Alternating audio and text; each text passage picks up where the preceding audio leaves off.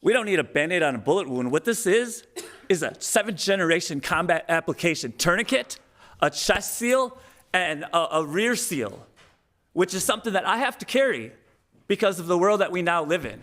People are literally being threatened by ICE saying, didn't you learn your lesson? You want people to what? Just because it's not perfect, we're not going to do it? That's one of the reasons we don't have it fully planned out. And I'm a retired school teacher. And the other day I was patrolling at a school in Minneapolis.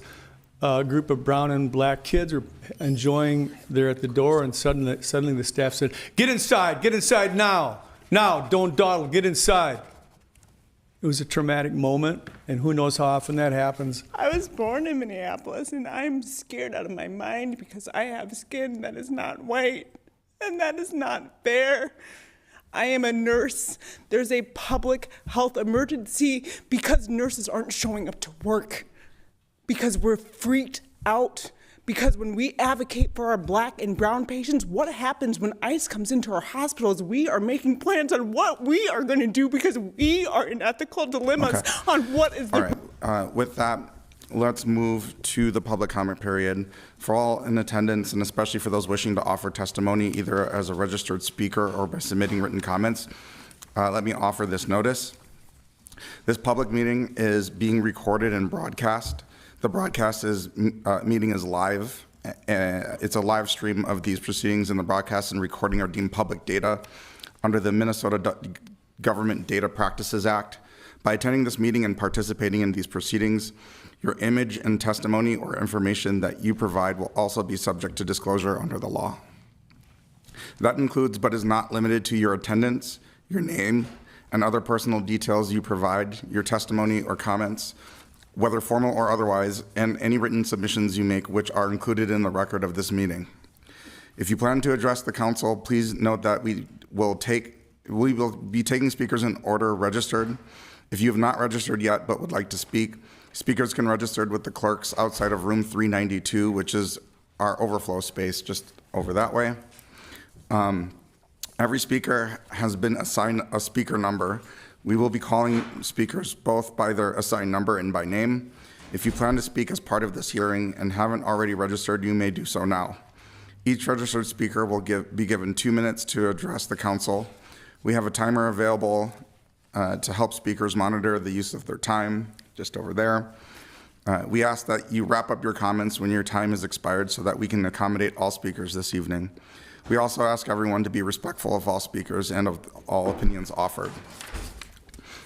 If you have written comments or materials to submit, please give those to the clerks at the registration table, and those will be included for the public record. We also have printed comment forms available at the registration table if you'd like to submit a comment on this proposal and have that included in the public record. I also would encourage everyone to take advantage of submitting your comments in other ways. The easiest way to submit your comments and to ensure that they are added to the public record is to send those from the city's website at minneapolismn.gov/public comment. With that, we're ready to open the floor for public comment. So far, we have 40 speakers registered for today's hearing. I will call speakers in groups of 5 by their registered number. If you are in the overflow space, please proceed to the chamber as we approach your number. The first 5 speakers we have registered to provide public comments are Natalie Cherney, Patrick Berry, Heather Miller, Cecil Smith, and Seamus McNamara. I will now recognize speaker number 1, Natalie. Welcome. Hi, I'm Natalie Cherney. I live in Ward 9. I hope some of you guys get elected. I'm vice chair of the Minneapolis DFL. Since ICE has taken over our city, my life has changed. This morning I was driving 3 kids to school and they asked, is ICE going to target my school? And I couldn't tell them yes or no because, you see, I've protected schools. Last week after Renee Good was shot, my friend called me in a panic and she said, Natalie, I need you to come to my school today. 3 ICE vehicles drove by her school and I chased them down. I had my windows down. I did laps around her school and I thought to myself, is this the day I get shot? In my journal, I wrote letters to my parents and to my friends. just in case letters, I call them. I've been delivering groceries and driving neighbors to work. I've ridden in patrols in Powderhorn. I've assembled Know Your Rights kits. I say this not because I am doing anything better. I'm any better than those of you who are sitting in front of me. I say this because I am a brown woman. I am afraid. I called my mom last week and she said, Anak, that means child in Tagalog. Do you have your passport? And I said, Mom, I don't have $250 to get a passport. And she said, I'll pay for it. You see, my brother died 10.5 years ago. I'm the only child they have left. In the letters I wrote to my parents, I said, I don't want to die. But if I die because I'm defending kids from ICE, so be it. I leave you with this. I love this city. I love this country. We need to do everything we can to protect our neighbors. Thank you. Thank you. Next, we will welcome up Patrick Berry, number 2. Bernie. Hello, my name is Patrick Berry. I live in Stevens Square community, and I came out of the homeless camps of this town. Absolutely, I did. And I'm not here to speak with you about a whole lot of drama and personal things like that, because we're all feeling it deep inside, are we not? One side or the other. I've heard this Band-Aid on a bullet wound. That's a poor choice of words, considering that a woman is dead. We don't need a Band-Aid on a bullet wound. What this is a 7th-generation combat application tourniquet, a chest seal, and a rear seal, which is something that I have to carry because of the world that we now live in. The lack of response to the housing, the lack of response to the unsheltered crisis, and all of these other issues are part of what's driving the reactionary accelerationism that is driving our democracy into the ground. It is providing the reactionary talking points for people to attack this city and to invade us illegally, unconstitutionally. Frankly, that's on all of you, regardless of your ideologies. I'm asking you to go ahead to the extent that you can, all of you. And again, with the last moratorium, we saw protections applied to the unsheltered residents of Minneapolis and the state of Minnesota. This is absolutely crucially important for reasons that I don't have to repeat for the millionth time. I got up off the streets. None of you did that for me. None of you helped me with that, frankly, respectfully. I did it myself. I did it with the help of community, and we are growing.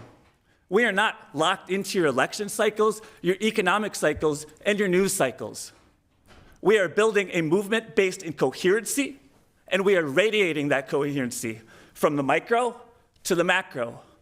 I strongly suggest that you start heeding the people instead of the special interest groups and the gentrification occurring, and figure it out. Thank you. Thank you.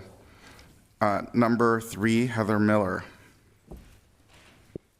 Hello. Before I begin, I just wanted to state that the size of this room is a disservice to your constituents and the crowd of people who was gathered downstairs, a 30-person capacity with yourselves included. Egregious. Okay, anyways, I am here to speak on behalf of the Stonebridge World School staff who sent a statement. So to the City Council of Minneapolis, we are writing to you as a staff from Stonebridge World School to share our concern over our students' families during this emergency in our city. We ask that the governor enact an eviction moratorium. Stonebridge's community is small and diverse, and we work closely with families. It is important as educators that we listen to our students' needs. Today, the families of our students told us that they are in need of over $20,000. We're raising funds for rent, food, basic necessities, and plane tickets to reunify families that have been separated. The community has come together during this time with an outpouring of assistance to meet these needs, but this is not an effective long-term solution. Stonebridge staff and families need the Minneapolis City Council to address these needs and allow for our community to safely shelter in place as needed. We urge you to consider that our families need long-term rental assistance and stability. Please respond with the urgency that our students deserve. Sincerely, Stonebridge World School staff. Thank you. Thank you. Next, we have number 4, Cecil Smith, followed by Seamus McNamara, and I will read off the next 5 speakers, which are Todd Fitzgerald, number 6, Ivy Letourneau, number 7, Mitchell Hansen, number 8, Eileen King, number 9, and Kristen Eldridge, number 10. We will welcome up number 4, Cecil Smith. Council President, members of the Council, my name is Cecil Smith. I reside in Ward 1, and I'm President and CEO of the Minnesota Multi-Housing Association. I appreciate the opportunity to testify today. MHA is strongly opposed to the policy put forward in this resolution. An eviction moratorium is not a solution. The damage done far outweighs any perceived benefits. We learned what happens in an eviction moratorium from the COVID-19 experience. Renters get so far behind that they cannot catch up despite rental assistance. And we currently do not have enough rental assistance available to even support this policy. Furthermore, whatever government procedure results from this policy, renters are potentially exposed on a publicly available list. Think that through if you're trying to assist renters. Deeply interventionist policies such as an eviction moratorium and rent control have chilling effects on capital flows to our market. A market that needs significant capital to build the housing we need in our community. Even this discussion is damaging our ability to attract resources for future development. If an eviction moratorium happens, the greatest stress will be felt by our affordable housing providers, who have not yet recovered from the first moratorium and are now in a financially weak position. They will need financial support to survive this policy. This is not the solution for the challenge before us. Please think again and consult broadly with all the partners so that we can support those who are struggling right now. Thank you. Next, we will welcome number 5, Seamus McNamara.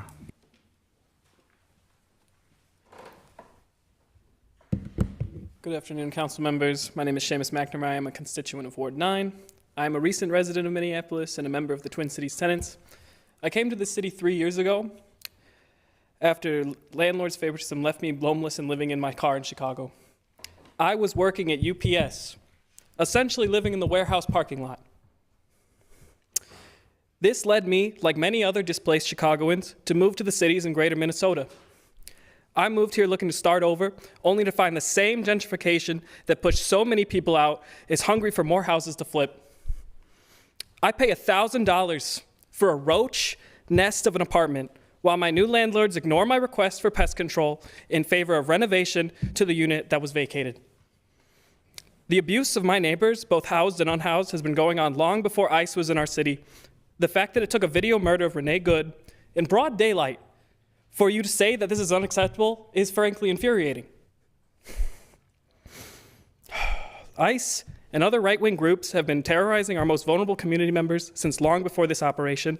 They are coming to for our most marginalized communities, first trans, queer, BIPOC, immigrant, homeless, and disabled. Now I might not look like those most affected by these policies, but to me, solidarity is not a 4-letter word. It is an everyday action. It is these communities who took me in when I was homeless and showed me the way to survive and when the world doesn't even know you exist. I applaud the call for an eviction moratorium, but I push for it to be further reaching than just simply saying no evictions. Landlords do not obey the law unless they are forced to. They will evict simply on a whim. Today, you are a tenant, tomorrow you are on the street. Expand this moratorium with its clause to include a moratorium on all encampment evictions within the state of Minnesota, an added clause to keep ICE and excessive law enforcement presence out of the encampments, protect and house our community members who need us more now than ever. We deserve a city to protect life, dignity, and safety, and we refuse to settle for less. Thank you. Next, we will welcome up number 6, Todd Fitzgerald. Good afternoon. My name is Todd Fitzgerald, and I live in Ward 5. The brutality of ICE and the murder of Renee Good is on everyone's mind today, and the time has come for this council to take action. The presence of ICE here is not law enforcement, but a vicious campaign that violates our constitutional rights. Homes have been entered without judicial warrants, peaceful protesters have been arrested without charge, and violence has been routinely used against anyone these thugs come across. What are you going to do about it? Our governor has suggested that we look to the voting booth and the courts to resolve these issues. However, Election Day is 11 months away, and the president's hand-picked Supreme Court declared him a king in their 2024 ruling of Trump versus the United States. We are on our own. So what are you going to do about it? I acknowledge the difficulty of a city standing up to the federal government, but that should only inspire our creativity. I would recommend that our snowplows should dump snow to block the roads to the Whipple building and any staging areas to prevent these thugs from launching violent raids on our city. Also, our traffic laws apply to everyone. Minneapolis officers should be ordered to keep our streets safe by ticketing anyone going 31 and a 30, using a cell phone while driving, or not wearing a seatbelt. Make it personally expensive for anyone who comes here to attack our community. Every moment ICE is delayed will mean the difference between our rights not being trampled on, families being together at the end of the day, and our neighbors not being murdered. If officers refuse to do this or look the other way, they should be reprimanded and fired for abandoning our city. Then volunteers should be vetted and deputized to enforce traffic laws and given a path to becoming sworn officers for stepping up in this crisis. The actions of ICE is what the Gestapo looks like in the 21st century. They are here in our city. What are you going to do about it? Thank you. Thank you. Next, we have Ivy Letourneau, number 7. Hi, Ivy Letourneau. I live in Ward 3. I know some of you know what's going on in our city because you're out there, because you're organizing, because you're hearing it directly from your constituents. And the rest of you, you know about it now because people have come here to tell you. It's out there for you to hear about if you're willing to look. There's a militarized force terrorizing our city, your constituents, our neighbors. And it is the most ordinary people in our city who are putting their bodies on the line to stand up for each other. And, whether it's for this resolution today or anything else that's going to come up while this is going on in Minneapolis, I just want you to think about what are you doing that does any justice, that honors your constituents in terms of what your response is, right? There are people who will be here to remind you at your next town hall or, at the next protest or, even in 2029, right? We'll ask you that question, but most of all, 20, 30 years from now, when your kids, your grandkids, your biographers, when they ask you and when you look at yourself in the mirror, what is your answer going to be to what did I do with the power I had at the time it mattered most? Are you going to be morally at peace with what you have to look yourself in the mirror and admit to? What are you going to do with the power that you have? There's not going to be any time like now. This is it. What are you going to do?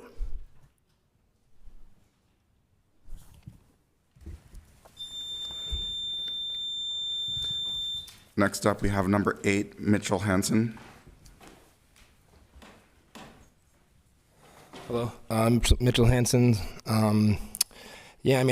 Honestly, I was really hoping that there'd be more unity overall on this council. Some people here surprised me, some didn't. But I'm still happy that, why what's not political? People who are facing homelessness, you think it's political to them?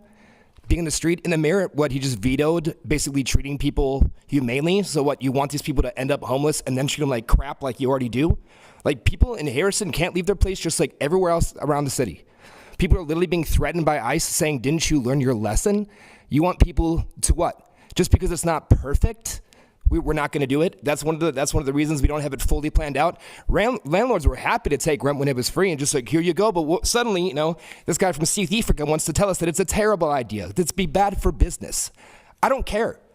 I want people to stay in their houses, in their apartments. If you're going to vote no on this, wow, how would you be able to sleep at night? You're going to tell your constituents, forget it. You know what? And once you're homeless, we're going to bulldoze you.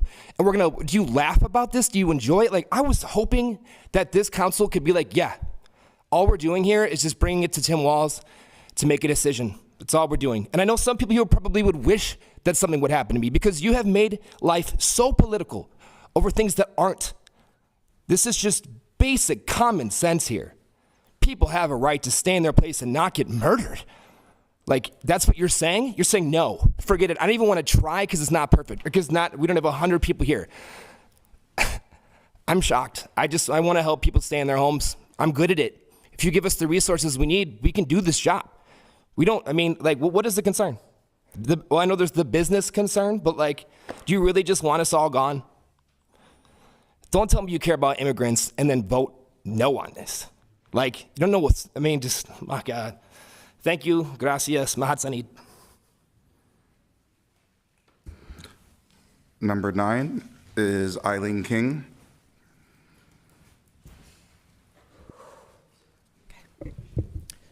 Good afternoon. My name is Eileen King. I'm a constituent in Ward 10. And if my voice shakes, it's because I don't want to be doing this. But I'm doing it anyway because I can't not speak up on behalf of people I care deeply about who aren't able to safely come here today for themselves. I've been doing direct support for nearly 6 years of people living outdoors and in encampments, and of several friends who have transitioned out of living in camps and cars. I've sat under bridges in the rain. I've given late night rides to shelters. I've helped distribute hundreds of thousands of meals. And I've taped tent poles together in the dark in sub-zero temperatures. And I say that not to brag, but for context. I'm not here as a preachy white liberal. I'm here from a place of deep solidarity with my neighbors who carry unfathomable lifelong trauma from lacking safe places to be. The resolution before us is in direct response to increased threats on our Black and Brown and Native and Latinx and immigrant neighbors, and I affirm the urgency behind taking that action. But we also know that those same groups are disproportionately likely to experience homelessness for the same structural reasons that they're under direct attack right now. We're all well aware that we have neighbors who aren't leaving their homes right now, but that's not just people who are hunkered down in houses and apartments. It's also neighbors who aren't leaving tents to obtain food and life-saving warmth. There is no justice for neighbors who are under threat without justice for all of our neighbors who are under threat. Eviction is the euphemism that we seem to have chosen for the city violently bulldozing our neighbors' temporary shelters. How then can we consider an eviction moratorium that doesn't include those people, that doesn't include stopping the sweeps? Evict ICE, not us, means all of us. Minneapolis has the opportunity to lead here in genuine solidarity with all neighbors who are under threat, not just with the ones who are currently living indoors. We therefore call on the council to take that stand, to call for a moratorium not just on evictions of rental housing, but of encampments as well. We can build a city that protects all of us. We deserve that, and we won't settle for less. Thank you. Thank you. Up next is number 10, Kristen Eldridge, and on deck, the next 5 are Bob Goonan, Clyde Warren, Dex Anderson, Liam Casey, and Eli Sherman. Welcome, Kristen. Thank you for your courage, council members. I am a Ward 4 resident, and I am an employee of a majority minority city who is also vulnerable to ICE and the actions that have happened in the city of Minneapolis. I am calling for a statewide eviction moratorium and a letter to Governor Walz. Council members, folks are scared to travel, to do groceries. ICE is showing up in our most vulnerable places where people should feel safe. Minneapolis has always led the charge as an example for surrounding communities, and I urge the council and Governor Walz to stand for his constituents when the federal government has abandoned us. As a principal city, we have a lot of influence on the state. Please keep our families in their homes and safe from homelessness and the terror of ICE. I'm proud of the city residents for standing up to fascism, but our electeds have not shown the same courage at the state. In times like this, courage should be easy. It should be an easy yes to send a resolution to Governor Walz. it's kind of ludicrous to have to send a letter, honestly. Please vote to protect immigrants from eviction and keep a barrier between them and ICE. I want to call out Ward 4 representative and also Ward 5. You said this was a time to come together. We shouldn't need attorneys to protect Ward 4 right now. We need solutions that are swift and direct. Sign the letterhead to Governor Walz, please. Lastly, to Minnesota Multi-Housing, if you don't have renters, you won't have any development. So please, sign the letter. That's easy. Thank you. Number 11, Bob Goonan.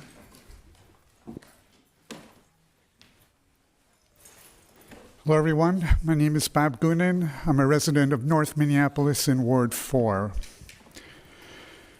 I'm going to shorten my comments a bit about what ICE is doing to our community because there seems to be general agreement about that, but not on what your responsibility as council members is to do about it. Our immigrant community members are living in fear. We know that ICE uses advanced surveillance technology to identify, to track, and to target them. Documented or undocumented, citizen or not, they are all living under military occupation. Like many community members, I have asked myself, what can I do? Like tens of thousands, I have attended protests since ICE murdered Renee Good, but I am also taking part in the mutual aid networks that residents have set up to provide direct material support to these families. Like waiting with the children of immigrant families at school bus stops, driving the children to and from school, picking up and delivering groceries and medicine, often paying out of their own pockets because the parents cannot go out, cannot work, and they are running out of money.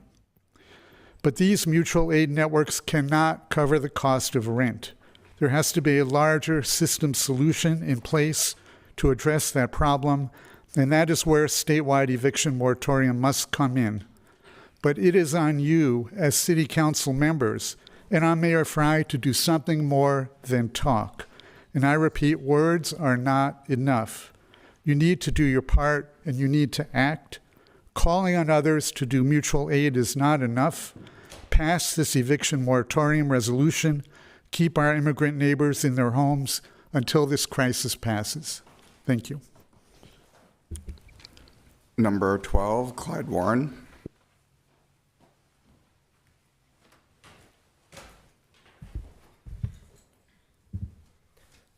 My name is Clyde Warren. I am a renter in Minneapolis and a member of the IPG Tenant Union. I'm here today representing myself, my union members, and thousands of local renters who are joining the call for an eviction moratorium. The people of Minnesota are experiencing a growing invasion of federal agents carrying out a racist, violent crackdown targeting our immigrant neighbors. My neighbors are living in fear of abduction, kidnapping, and deportation. Thousands of immigrants have been sheltering in place and not leaving their homes for weeks and weeks. Whether or not people have legal status, a work permit, or even citizenship, all immigrants are terrified right now. These agents have shown again and again that they don't care about any of us, our children or our rights. I want to be sure that this city council understands the kinds of horrible decisions families have to make in the absence of intervention. Across the city, immigrants are relying on their neighbors and their fellow parents to take their kids to the bus stop because they are afraid of getting kidnapped by masked and violent agents on the way. Then they have to call in sick to work, missing pay, because they need to make sure that when another parent walks their child home at 3:30 p.m., it won't be to an empty house. People are doing what any one of us would do in crisis, sacrificing their paychecks, their health, and their rent money to try and keep their family together, no matter the cost. This is not the story of just one person. This is reality for hundreds and hundreds of our neighbors. How can families living paycheck to paycheck pay rent in these conditions? What we're seeing is economic harm being pushed onto our people through this racist immigration enforcement, while housing courts and eviction processes operate like nothing has changed. Thank you. Next, number 13, Dex Anderson. Welcome. Lucky number 13. Hi, my name is Dex Anderson. My pronouns are they, them. I am a resident of Ward 10. And good, Linnea came back in time to hear this because apparently she didn't want to hear public comment today, but I think she should listen. I work for a disability advocacy organization, but I'm here speaking in my personal capacity as a private citizen. However, in that work, I am much more aware of the impact of ICE on disabled Minnesotans. The disability services sector is largely populated by immigrant workers.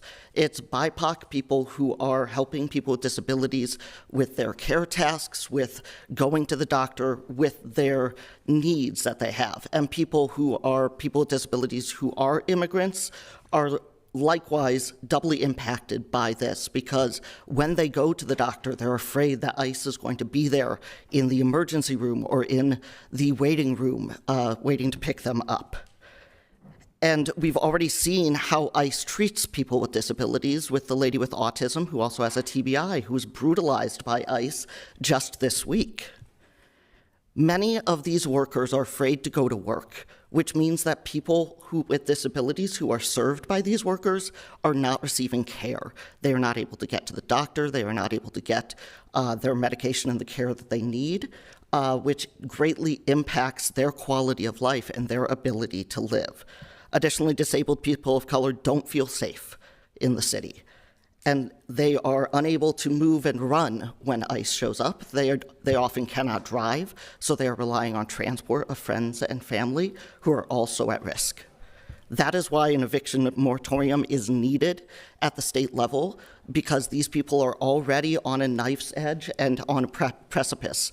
And if we don't do something, we will see many more disabled people become unhoused here in Minnesota. We cannot mutual aid our way out of this. Thank you. Fuck ICE. Thank you. Number 14, Liam Casey.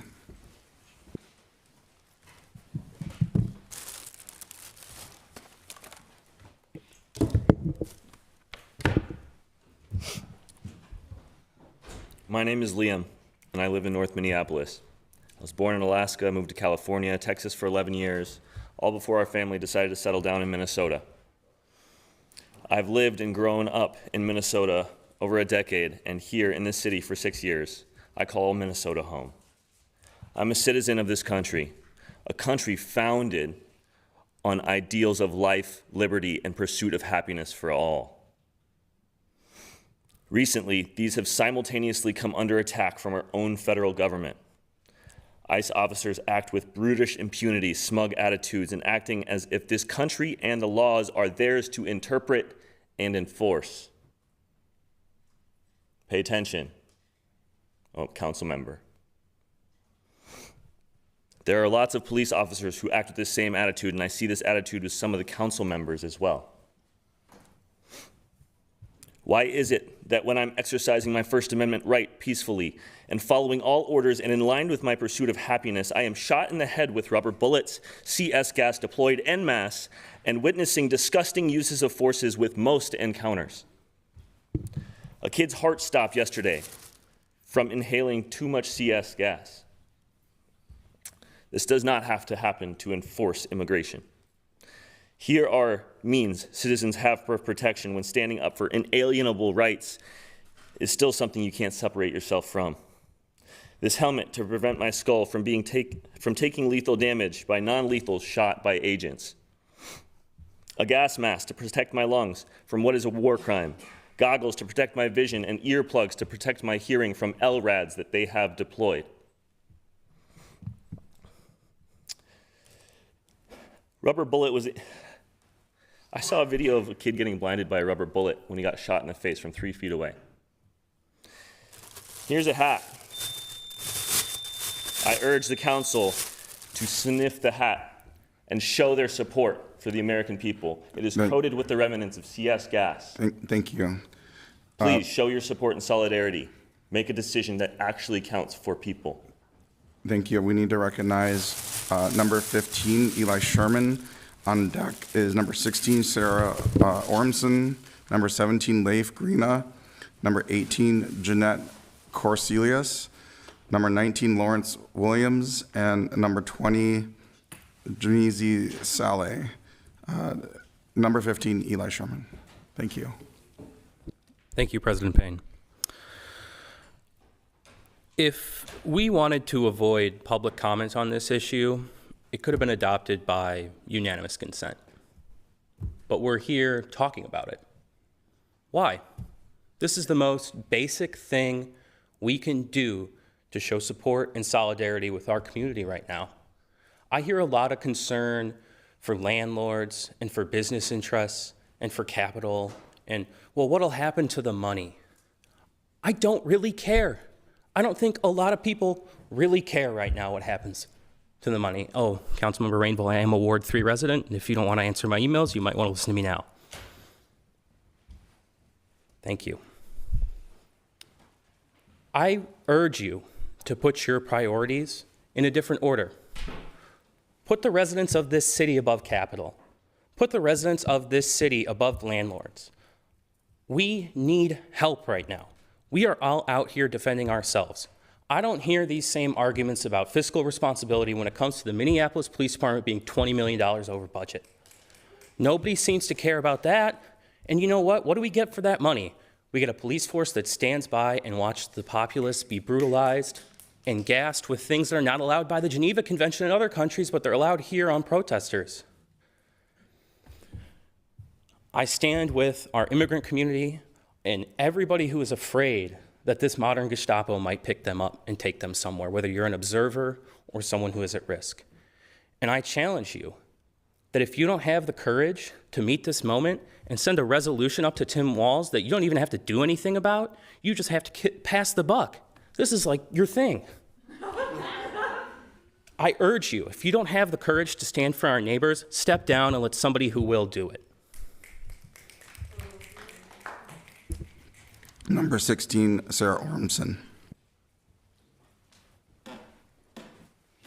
My name is Sarah Ormson. I live in Northeast Minneapolis. I'm a public health nurse and a mental health nurse.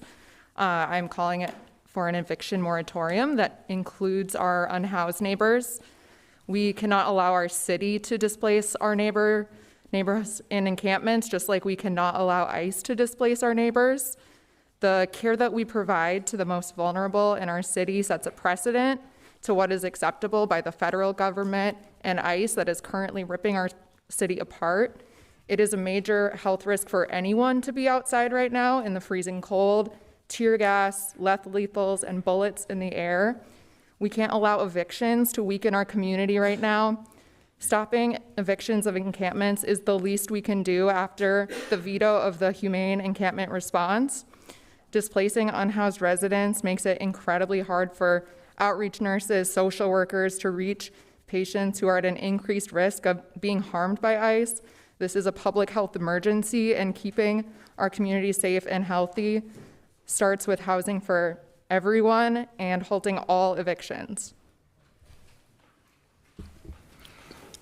Number 17, Leif Grina. Members of the council, my name's Leif Grena. I'm the president of the Minneapolis Regional Retirees Council, a constituent body of the Minneapolis Regional Labor Federation. I am 73 years old. Being 73, I am part of the cohort that is the largest demographic experiencing homelessness in the United States. 40% of people on Social Security only have that as a source of income.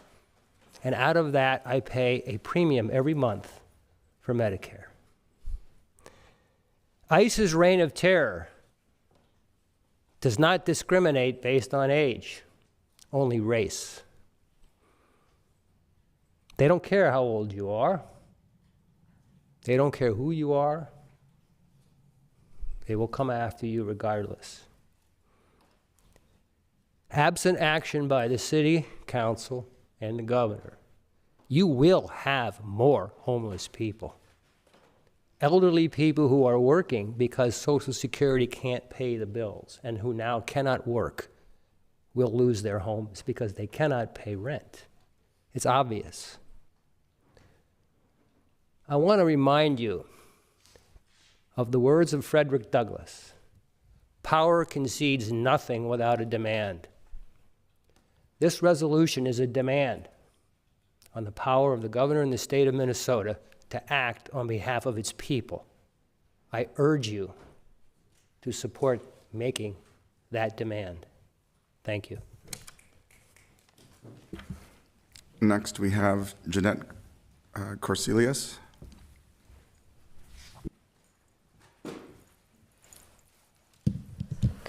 Greetings. My name is Jeanette Corselius. I work in Minneapolis as a union and community organizer. I am a member of OPEIU Local 12, Office Professionals Employees International Union, and I am a proud member of the Twin Cities Democratic Socialists of America. I am also a delegate to the Minneapolis Regional Labor Federation. All three organizations have signed on to the eviction moratorium ordinance. Our most vulnerable Minnesotans have not been able to work or leave their homes in 6 weeks because we are under siege by our federal government. Every day, I wake up to a nightmare and I can barely sleep at night. I'm constantly on my phone, making sure that we have patrols around our schools, making sure that our neighbors have food to eat every day. I'm stressed. I am a daughter of an immigrant. I cannot imagine how immigrants who have newly come to this country feel right now. Many of them are thinking about fleeing Minnesota. If we care about our neighbors, we will stand up for them. More and more students are not showing up to school. They're choosing the virtual option. I'm asking every single one of you to take a stand, show some empathy. Be leaders in this moment because the mayor will not. The governor will not.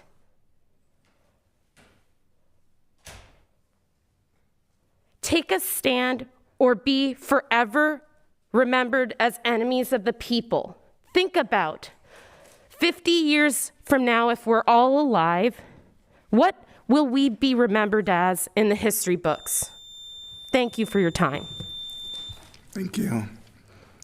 Next, we have Lawrence Williamson. Lawrence, Ward 8. 2 days ago, I was detained for a number of hours at the Whipple Federal Building. You can see my scratch still. And while I was there, I was walked past a long line of Latino men in shackles. These are breadwinners and providers for families in our community, and they are being put on planes and flown to camps. That is where we are. So let me be abundantly clear. Come February, we are not doing evictions in Minneapolis. And we can do no evictions the easy way, or we can do it the hard way. And I think it's incumbent on all of us to try and do it the easy way. Thank you. Next we have Jazimi. No, don't go for it, please. Thank you. All right, go for it. I want you to see my face when I say this. Orion, you said it was your responsibility to ensure that residents have the same means to protect themselves and stay inside. It is by any means necessary that I and my comrades on the correct side of history will ensure that our neighbors are protected and safe. Comply, be complicit, ICE will kill us anyway. Authoritarians do not need permission. Walls knows this. We, the people in the streets, are not going to fall for the trap of movementist, reformist stagnation. If the city police refuses to enforce our laws, maintaining their white supremacist thin blue line, the people will continue to be forced to pick up the slack. This is just another consequence of decades of austerity. We are used to taking care of ourselves, but know that that only makes your position and assumption of power obsolete. Or you can help us help ourselves. You must support, on paper and out loud, an eviction moratorium. Together, we are feeding each other. Together, we are housing each other. Together, we are fighting for each other, and we will arm each other, as is our Second Amendment right.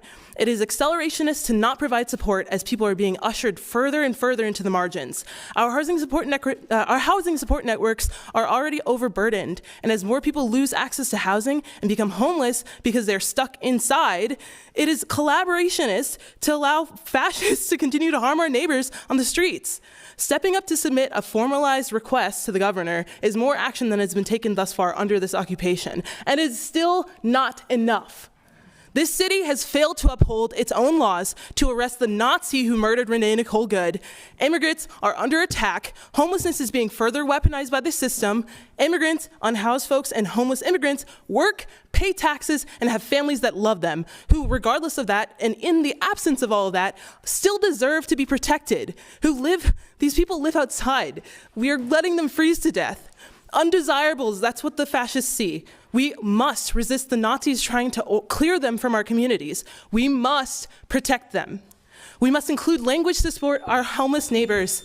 Thank you, Jason, Robin, Irene, Aisha, Jamal, Soren, and Elliot. Thank you for fighting. Everyone else, you disgust me. Thank you.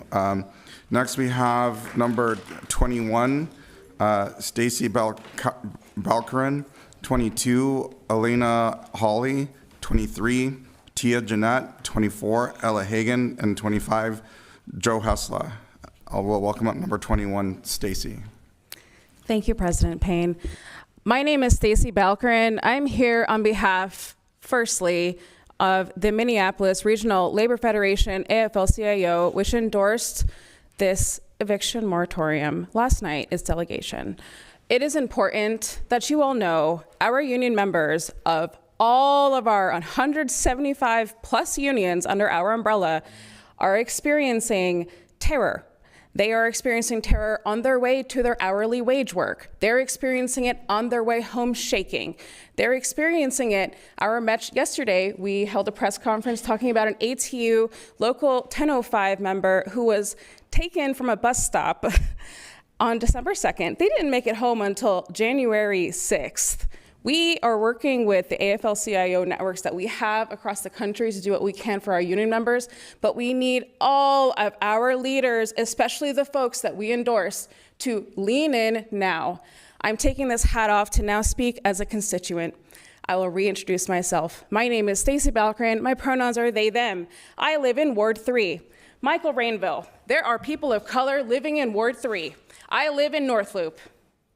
We exist. We are looking for a leader. Acknowledge her. Them, excuse me. Acknowledge them. I am a member of the press.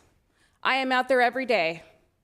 If ICE is not in Ward 3, which it is, if you're thinking it's not an issue for us, it is. I have colleagues I care about who are on the ground every day. I'm freaked out for them.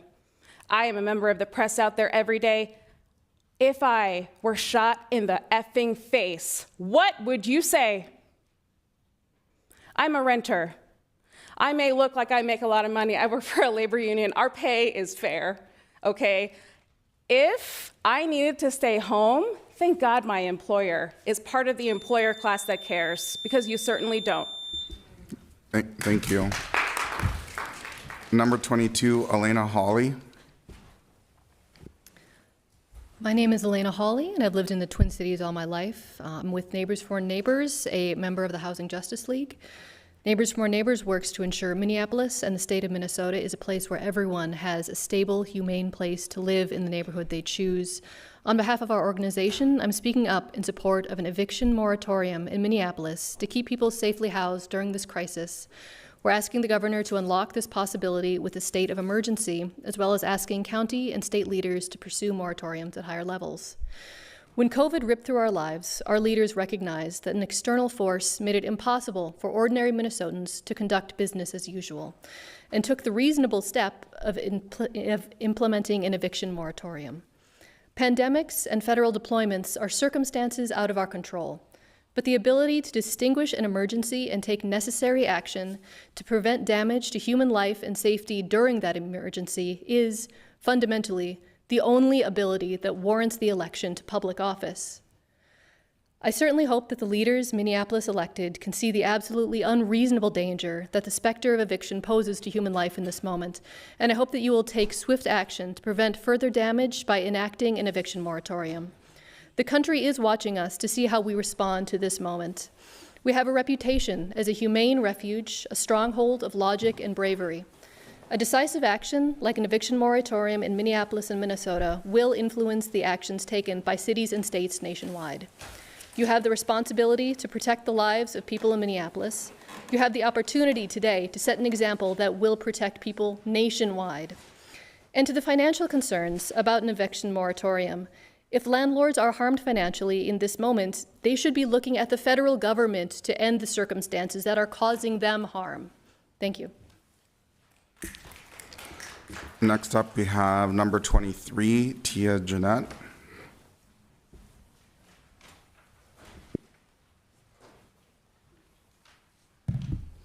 Hello.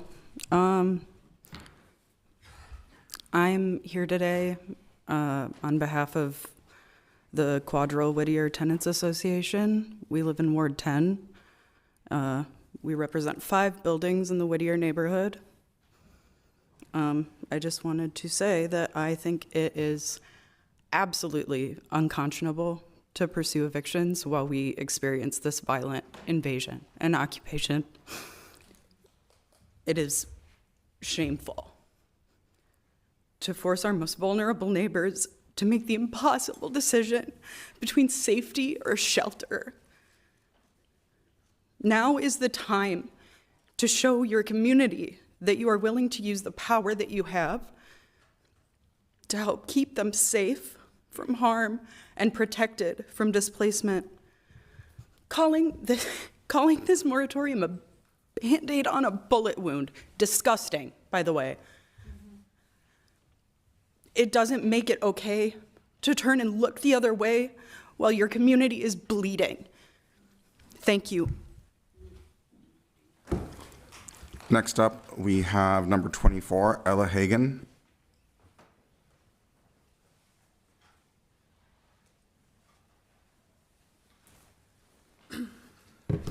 I'm Ella Hagan. I live in Ward 10. I'm a member of PSL. Trump has declared open class warfare against the people of Minnesota, from canceling childcare funding to ending financial support for food stamps, to skyrocketing insurance premiums, and cutting additional funding to states with sanctuary cities. Trump has targeted Minnesota for collective punishment. He has enlisted his own personal army to enforce this punishment. In doing so, after over 6 weeks of Operation Metro Surge, ICE has made working conditions for Minnesotans across the state impossible. Facing a mountain of rising costs and a dangerous and racist federal occupation, workers are in desperate need of relief. We're hearing from our neighbors, our friends, our families, our loved ones. Leaving their homes to go to work brings uncertainty of whether they might be detained on the street, from their cars, outside places of worship, hospitals, or their workplaces themselves.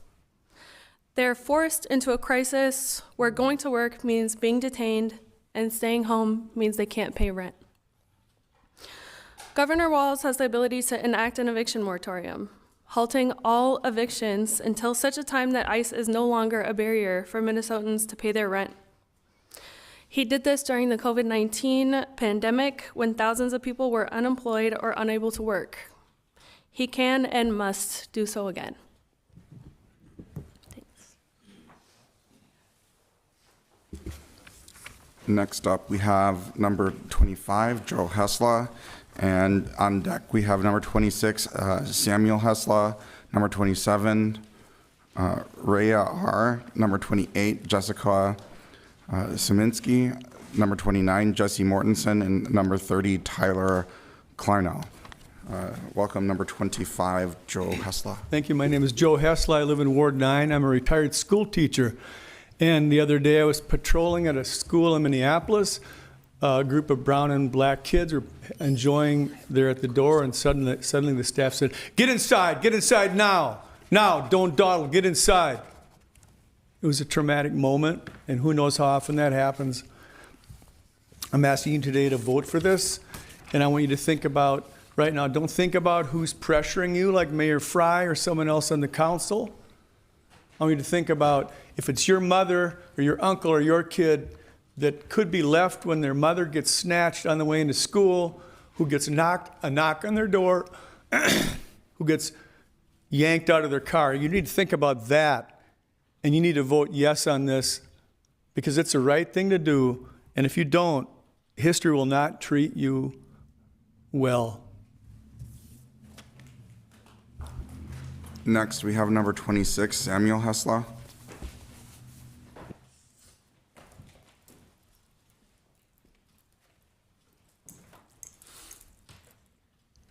Hi. Hi, my name is Samuel Hesla.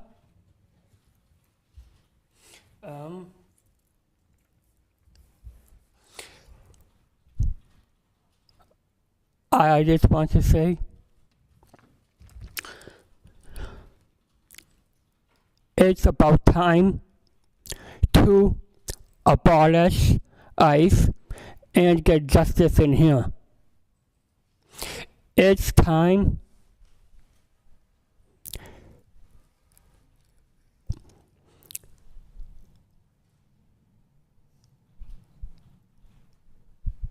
to speak up.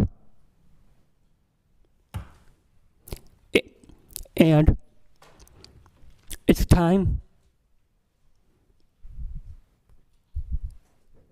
to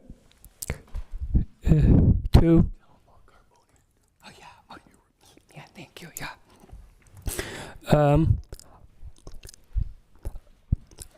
at my workplace,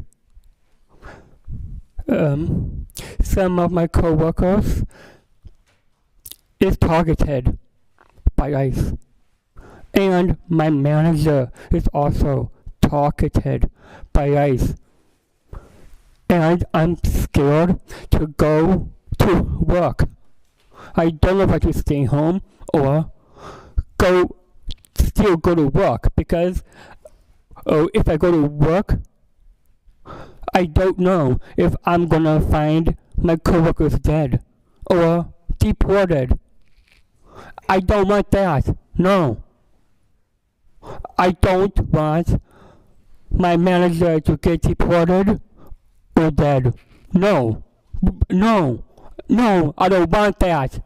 So I'm actually scared to go to work too. Thank you. Yeah, you're welcome. Next up, number 27. Reagan. Reagan. Hi, my name is Reagan Rink. I'm Homeline's managing organizer, a renter, and a Ward 3 resident. I want to thank all the council members here who put this resolution forward. And I have a particular thank you to the council members showing up on the front lines with your community. We see you. Thank you.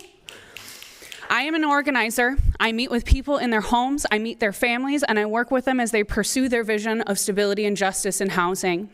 As an organizer, you get really close with people. I have held relationships with people for years. The people I organize with, that I live with, and that I love, don't want to go outside.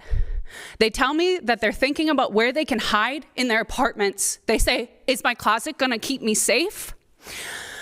They aren't leaving unless they have to for work. They're asking their landlords to intervene, and even at the bare minimum, they are getting no support. And frankly, they're being gaslit as they're about the reality of ICE in their parking lots, throwing their children to the ground and brutalizing them. No one should have to make this choice between the safety of themselves or their loved ones and the freedom to move about their day as they so choose. But here we are, and thousands of renters are having to make that choice every day here.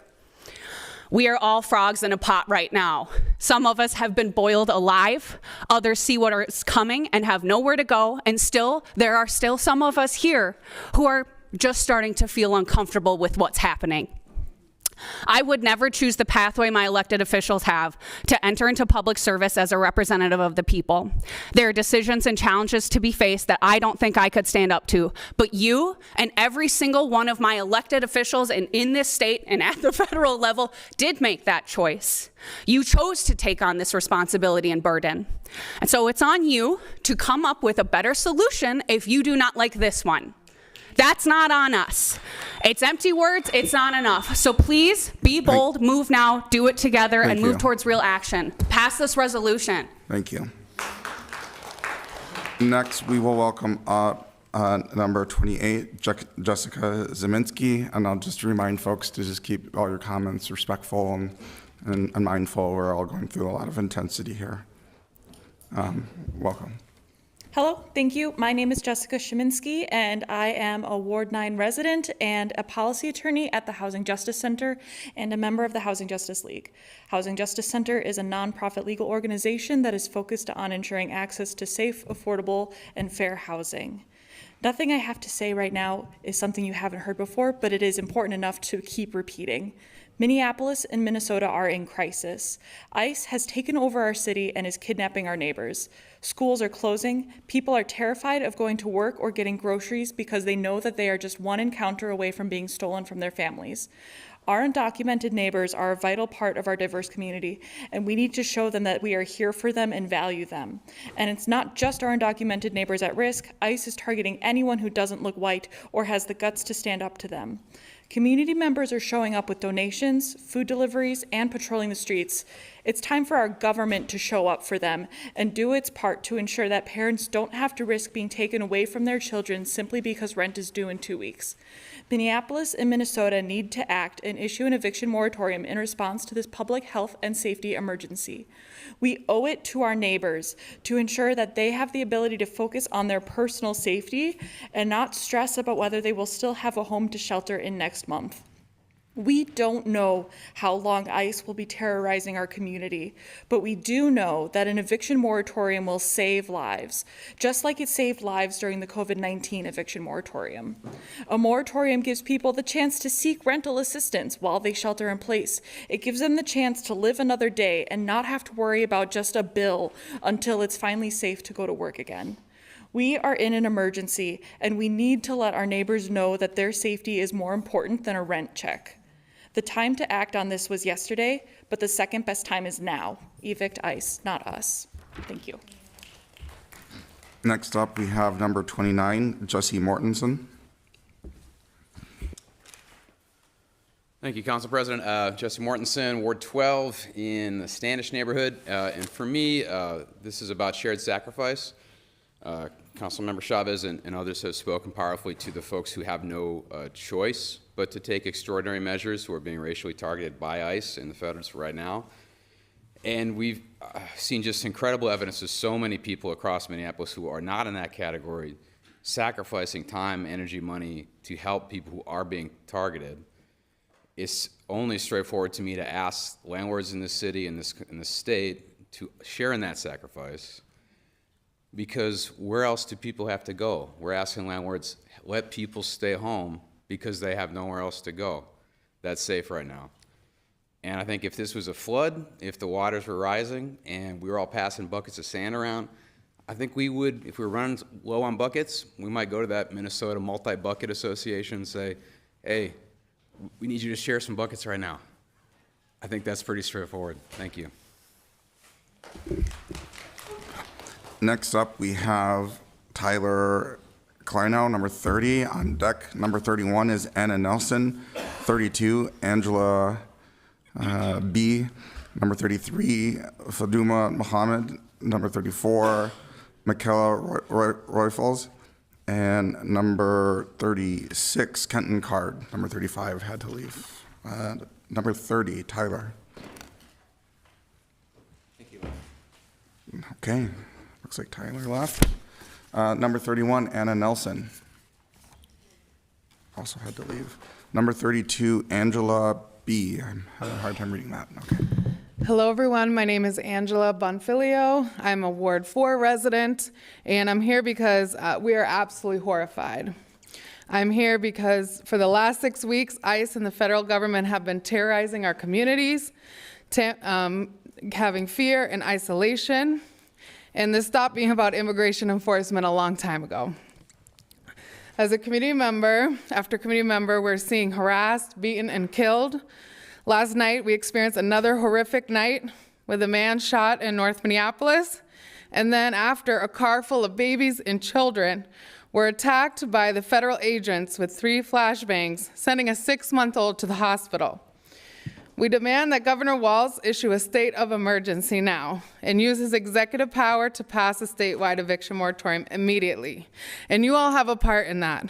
We ask the City Council to unanimously pass a resolution and policy to support the eviction moratorium to be put in place as soon as he does so. During the last eviction moratorium, as a tenant organizer, I saw how so many families benefited from having more time. That's what this does for us. It gives us more time to figure out the rental assistance, to figure out all the pieces, and that's what we need right now. I myself was protected through the eviction moratorium from retaliation from my landlord for speaking up about my rights during the pandemic. And 2 days after the moratorium was over, I was terminated. My lease was terminated in retaliation for speaking up in 2021. Removing myself and my neighbors from a community that we held dear and deep relationships in for 8 years in Ward 5.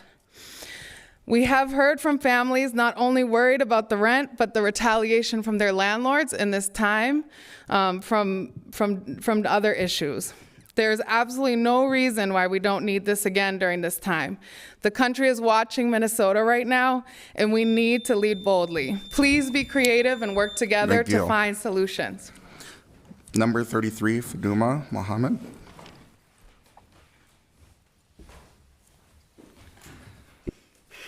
My name is Faduma Mohammed. I am a community organizer at New Justice Project and a Ward 9 resident. My mom, a Ward 5 resident, has not left her house since the murder of Renee Good. The reality for many families in Minneapolis are facing right now. They are not leaving their house. They are trapped at home out of fear. They can't work. They can't earn a wage. They can't pay their rent. And that fear has real economic and mental health consequences. We are scared. People in our communities are being hunted down.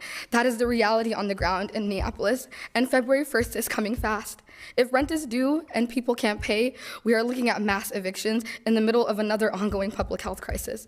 We cannot survive adding a housing crisis onto everything we are already carrying. We are carrying too much. Evictions will not make the city safer. It'll make it easier for ICE to abduct and murder our neighbors, and it'll make the city unstable. Some of you are new to this council, and you asked us to trust you this summer when you campaigned, and we elected you. And now we are asking you to protect us, to stand up with us. Join your constituents, join your council members here who are on the ground every day, protecting us, making sure people aren't getting kidnapped. Pass this moratorium, pressure Governor Walz to act. We will not survive this moment if we do not protect each other. That is all I have to say. Number 34, Michaela. Juan Luis. I'm a Ward 7 resident. I'm here to just share a little bit of my personal story. Some of you might know from my professional capacity, but I'm here to speak in my personal capacity. Unfortunately, who I am and who my family are, we're not new to the prosecution and threats of displacement from federal agencies and immigration laws. Minnesota is the home that I was born in and continues to be my home today. But there have been moments where this state has failed us in our crisis to be affordable, right, and has caused us to move to different states.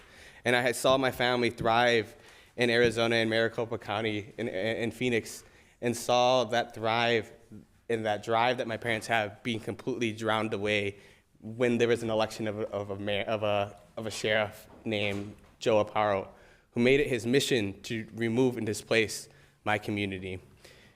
Minnesota is on the verge of being complicit in those same steps. I urge you now to take action on these resolutions, to not only urge the governor to issue through his executive power of eviction moratorium, but to exercise your ability as the city council of the city to use all the tools in your mechanism to alleviate the pain and make sure that we are safe and whole. I am also a board member of a nonprofit who does immigration work, and it is incredibly, there's no words to explain what it is to go through a delegation of parental authority with a parent, to ensure that folks have a plan in place for if they are caught on the streets and displaced and their children are at home or they're at school or they're anywhere else, that they actually have a plan to be housed and go with a family member that is safe and secure instead of going into the federal system, into a foster care system that does not care. Filling out a DOPA is incredibly real, and folks are at their last step of what can be done. I appreciate the folks that are on the street now with our community, and to Councilmember Chavez, I see you, I hear you. Much love to you. Next up, we have number 36, Kenton Card. And on deck, number 37, Ian Rosenthal, number 38, Mike Samuelson, number 39, Rabbi Eva Cohen, and number 40, John Hain. Good afternoon. My name is Kenton Card. I'm a research associate at Cura at the U. I live in Ward 6. The academic evidence indicates that an eviction moratorium is an effective and measured tool to foster community safety. So I'm going to share recent research on the topic that shows how it stabilizes families, it fosters health, and it has economic benefits. And these are all part of things that we need to be concerned. So it stabilizes families because it works in reducing evictions. It fosters health. We know we have a great natural experiment, grand, widespread across the country moratoriums during COVID-19. It helped reduce mental distress during that crisis. It also reduced the rate of infection and death. Once the moratorium were pulled back, we know there were over 400,000 additional cases of COVID, 10,000 additional deaths. So how might acting harm health, not acting harm health? I think that's something we need to ask ourselves right now. We should expect the economic pressures will, during this unprecedented crisis, to yield greater evictions, and that's going to mean violent arrests. We know people are going to be very vulnerable during the eviction process to this. Finally, fundamentally, there are positive signs that an eviction moratorium supports a healthy economy. We know that vulnerable families recovered faster during COVID-19, and there is not evidence that there are negative consequences for the housing market of implementing this kind of policy. My team at Cura has looked at Just Cause, a very similar policy, and shown with the most rigorous econometric tools there are not reduced rates of growth, of production, reduced supply, or increased costs of rent. So I can share that evidence. Thank you for your time. Thank you. Next up, number 37, Ian Rosenthal. Hello, City Council. My name is Ian Rosenthal, and I'm a renter in Ward 9, and I'm here to lend Jewish Community Action's voice to the chorus of advocates demanding an eviction moratorium. The Jewish principle of pekuach nefesh tells us that the preservation of life supersedes almost all other rules. The racist invasion of federal forces to the Twin Cities is endangering all of us, and the daily violence our immigrant neighbors and loved ones are experiencing is a civic crisis of the highest order. We know that lives are at stake because we have already lost so many. At the vigil for Renee Good on the day of her murder, a mother and child stood behind me. The child asked, "Mom, does ICE kill children too?" Her mother, with unimaginable care and honesty, answered, "I hope not, sweetie." I lost my breath at the sadness of this moment. I imagine my ancestors facing the same questions from their child and having to muster unimaginable strength to reply. This is the world we are currently living in.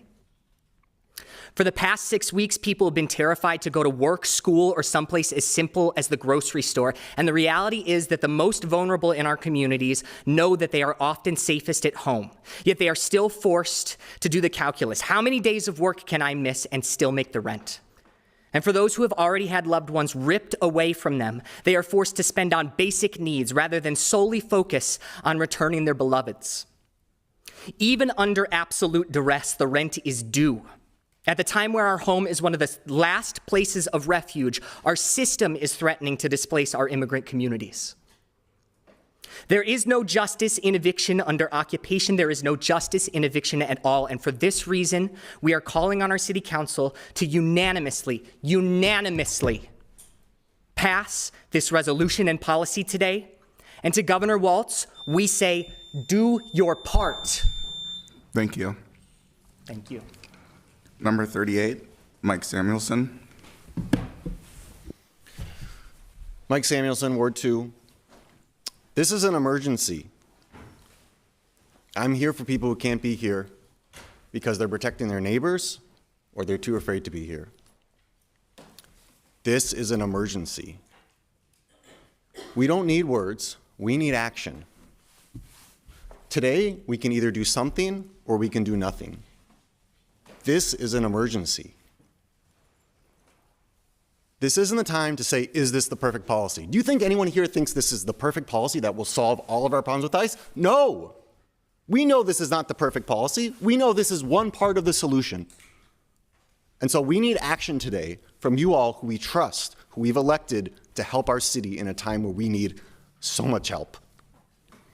This is an emergency. Please, today, unanimously, pass this resolution. Pass this ordinance, send it to the governor, and show him what leadership looks like from elected officials. This is an emergency. Thank you. Next up, number 39, Rabbi Eva Cohen. Thank you. I'm Rabbi Eva Cohen, and I live in Minneapolis' Seward neighborhood in Councilmember Wansley's ward. I'm here with Jewish Community Action to testify to the need for an eviction moratorium in the wake of ICE's immoral occupation that's targeting our immigrant communities. An eviction moratorium is an ethical, humane response to an unethical, inhumane situation. As so many of our neighbors are sheltering in place to stay safe and are suffering financially because they can't go to work or because their family members have been kidnapped, the last thing that we need is for our neighbors to lose their homes and to become even more vulnerable. Looking to Jewish tradition, the Mishnah, the oldest collection of rabbinic law, asserts that renters can't be evicted during the rainy season, during the rainy winter time between the fall festival of Sukkot and the spring festival of Passover. There's a recognition that it's not ethical to kick someone out of their home when the weather outside is bad, when it's dangerous to be unsheltered. Right now in Minneapolis, not only is it winter and not only is it freezing, ICE is adding a whole nother level of coldness and danger. Let's do everything that we can to keep our neighbors safe and warm in their homes. Thank you. Thank you.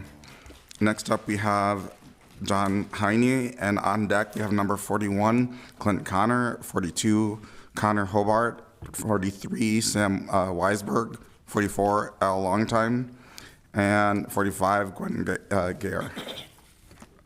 Welcome, number 40, John. Thank you. My name is John Heine. I'm a longtime resident of Minneapolis and a resident of Ward 7. I live on the street grid where south meets north, and I'm here to confirm what you've heard this morning. Every neighborhood in this city is under a siege, and it has to end. You can't end that siege today. They couldn't end it yesterday in federal court just the other day. We got to wait and have a hearing before, and I appreciate the city being a part of that, stepping up what can be done to stop this invasion of our town. But we have been invaded, besieged by a marauding army of armed thugs who are kidnapping our neighbors. And I hope you take into account everything you have heard from my neighbors and fellow citizens today, because they can't say it any more eloquently than I have. I know you have seen it. I know all of us in this room have heard it, and you can't deny it. So to say this is not an emergency, it is. It's a public health emergency. It's a public safety emergency. What can you do in this moment an emergency in the state of Minnesota. It sure as hell is. I want that declaration. And what relief you can afford is just one element of relief in eviction moratorium. There's so much more to do, and people are here doing it. And I'd like you to do your part. Yeah, there's going to be economic disruption, some dislocation, but we've seen that already. You can't rent a car at the Minneapolis airport right now. They're all gone. You can't find a respirator mask on the hardware store shelf in your neighborhood. Well, we're making enough whistles anyway. But what are you going to do? What can you do today? You've heard it. It should be unanimous. Pass the resolution. Number 41, Clint Connor.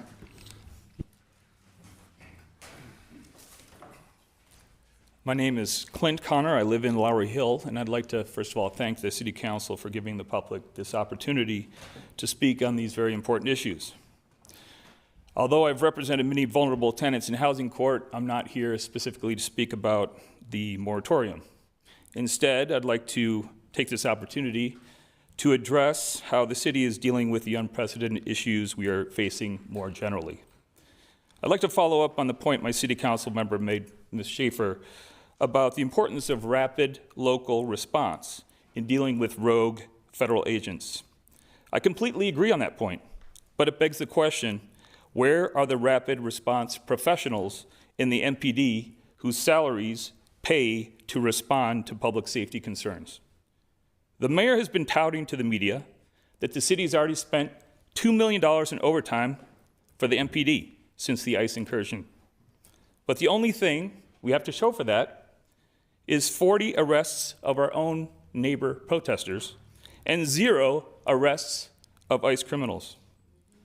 We need the mayor to implement an ICE criminal arrest plan, just like the city of Philadelphia has already done. We need our police to help change the narrative from law versus radicals to ICE criminals versus law. And we need it now. Many suspect that Trump is using this as a testing grounds for interfering with our elections in November. If we don't use this time for our MPD to learn counter tactics, and we are caught flat-footed then, like we are now, the results could be historically catastrophic. I hope you're not satisfied with the mayor's excuse that ICE has bigger guns and more men. This is not about guns. It's not about numbers. It's about our paid professionals enforcing our laws against oppressors. Thank you. Number 42, Connor Hobart. Council, Ward 5 resident, just here to say evict ICE, not us. Thank you. Number 43, Sam Weisberg. Thank you, Council President Payne. My name's Sam Weisberg. I'm here, I'm a liquor sales rep. I work for a liquor distributor. This is not a job that should put me in front of the City Council. I work with restaurants across the city. I talk to dozens of restaurants every week. Every single restaurant in this city is being impacted by this ICE invasion right now. They all have staff who are being affected. At best, staff are out because they are caring for loved ones or watching their neighborhoods. At worst, and I have personally talked to multiple restaurants in this situation, at worst, they have staff who are hiding in their homes and are not able to come to work. It would be wonderful if those restaurants could pay those staff people. For those of you who believe that an eviction moratorium is not enough of a policy, I would love to see your policy to support those restaurant owners. If you like business, go support them. They could pay their people. But until that policy is passed, February 1st is coming, all you need to do is pass it up to the governor, ask the governor to pass an eviction moratorium. What this policy is doing, what we are asking you to do, is to prioritize the life of people in your city who will be put into a system of concentration camps that are unaccountable. We know this. This has been reported. So you can either protect people's lives who are going to be put into concentration camps, or you can protect the financial investment of landlords in this city. I'm a Jewish person. I think that choice is really morally clear. I don't understand why there's any hemming and hawing about this on this council, but I really appreciate all of you who have been out doing the work in your neighborhoods. Councilmember Payne, I am especially grateful to you. I see you on the street every day. Thank you all so much.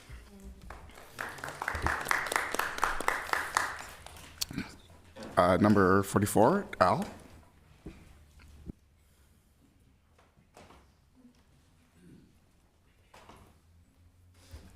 Hello, I'm Al Longtine. I'm a Ward 7 resident.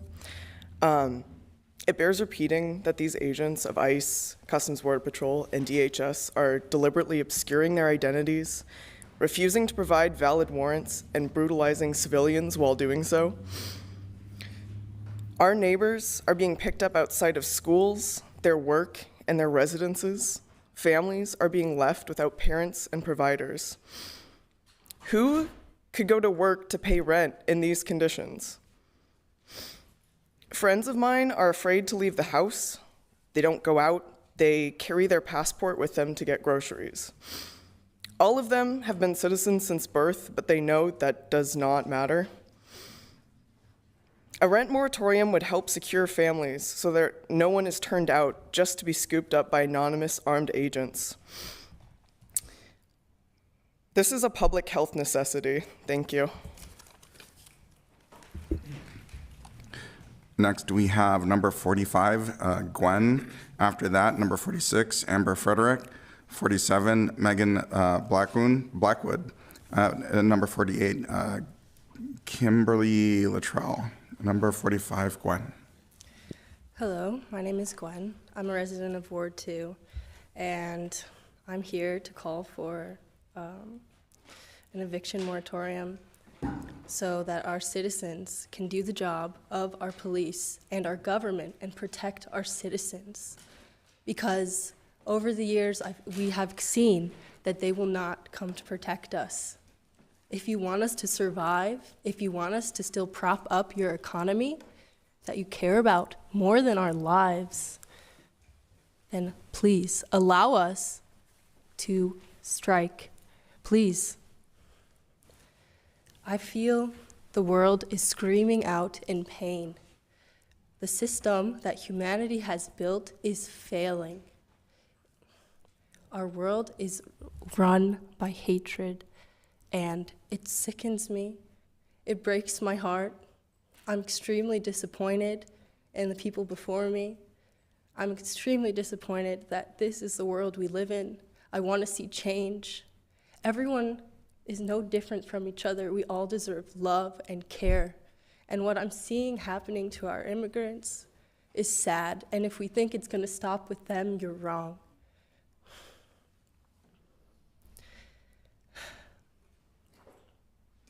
You're wrong. Donald Trump is using us. He's seeing if he can break our spirit. We can't let him, on a national scale, see us fail. This is a test to see how much the federal government can do and get away with. Please, we need to rise together, and we can only do that with enough effort if you have the eviction moratorium, or else people are, they're scared. We're tied to our jobs, to live, to eat, to have health care, everything. Thank you. Thank you. Number 46, Amber. Welcome. My name is Amber Frederick. I'm a Minneapolis Park and Recreation Board Commissioner and at-large commissioner and a Ward 5 resident. Councilmember Warren, you ran on ensuring that every resident has access to safe and affordable homes. The housing crisis is not theoretical. It's happening right now, and it is escalating in your ward. Today, many of your constituents are afraid to show up and speak to you. I recognize my own privilege in being able to speak to you today, and I'm using it to speak for neighbors who are too scared to be present. Here's what they asked me to share. We need to stay here with our family. Our kids are missing school, and my brother and his family are scared to go to work. Another neighbor said, as a mother with a child on the spectrum, we are living in fear. My husband and I are working from home, and our lives are on pause. Another shared, we are terrified to be out. We have to order everything to the house. Our kids don't get to play outside. We don't know what tomorrow will look like. This is not the American dream. We are living in a nightmare. We are American citizens. Council members Warren, Vita, and Palmisano, as an elected official myself, I have spoken with you about values and beliefs, and I believe that we share common ground. I do. I believe that we share common ground. If those shared values do not include keeping our neighbors safe, if protecting immigrant neighbors is dismissed as not sustainable, then I need to know, what will you do?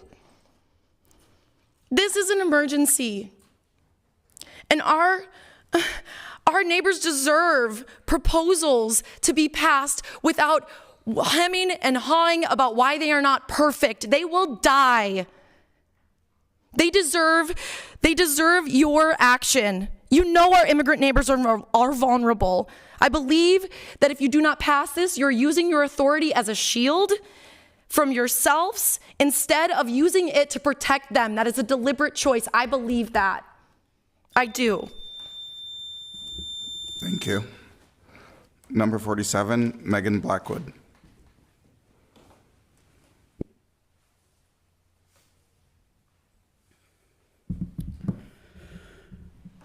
My name is Megan Blackwood.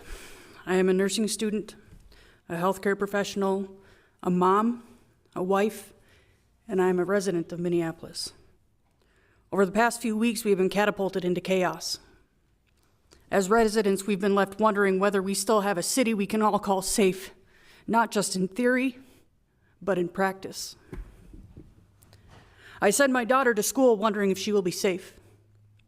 I go to work wondering if my coworkers or myself are safe. I go to campus constantly questioning every person without a campus ID, asking myself whether they're meant to be there. More than 40% of my cohort is made up of immigrants, and 10% have already dropped out. This semester just started. They were future nurses who had to put their dream on hold. So I watch for them. I watch for my daughter. I watch for my wife. And I watch for my neighbors. That constant vigilance is not safety. It is fear. And fear is exhausting. ICE is not only instilling fear in immigrant communities, it is spreading fear across neighborhoods, schools, workplaces, and homes. I know you may have limited power to remove ICE from our city, but you have immense power to help us apply pressure to those who can. Your voice matters too. Your positions matter. But know that silence is also a choice. When we go home, we should be able to feel secure under our own roof. A home should be a place of rest, not a place of anxiety that follows you through the door. You sit in positions of power. Across the state, there are people in positions you are in, will say anything for attention, for a headline, for 10 seconds of fame. Will you be one of them? Thank you. Number 48, Kimberly Luttrell.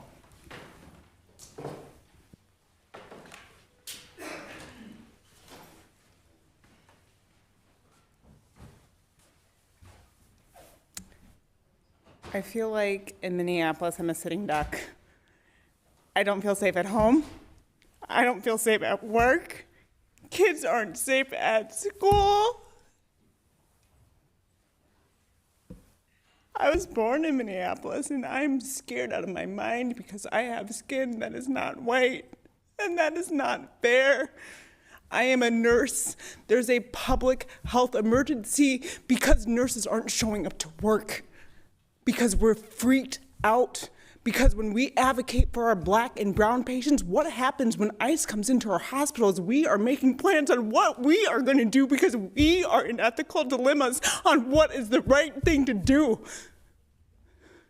What happens when they start pulling people out of ICUs, when life is not sustainable? Outside of the hospital, where is our moral code? I make $80,000 a year, $20,000 more than what the average Minnesota makes, and I put my my mortgage in forbearance this week because it's not sustainable. Mutual aid is not sustainable anymore.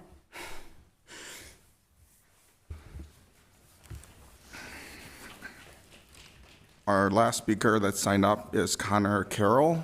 Is there anyone else in the audience that wishes to speak? If you do, please see the clerks outside of 392. Otherwise, welcome Connor. Thank you, council members. I do hope that the council makes it abundantly clear about what this resolution is and is not. I know there was some confusion from folks about what this does and doesn't do, and I to that point, I want to respond to some of the council members who spoke at the beginning of the meeting, expressing skepticism about the impact of this resolution, characterizing this resolution as just a letter to the governor.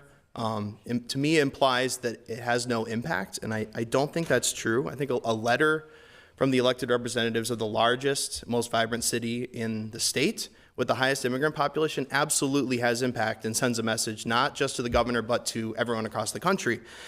And I hope that you, the council members, when you receive a letter from your constituents, I hope that you would also consider that to be impactful as well.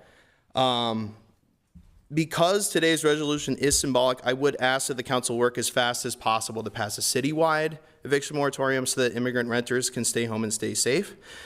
And I would add too, it is highly beneficial even to citizens and permanent residents of Minneapolis, because I personally know people who are citizens, people of color, and they are staying home more because they are worried about getting picked up and harmed.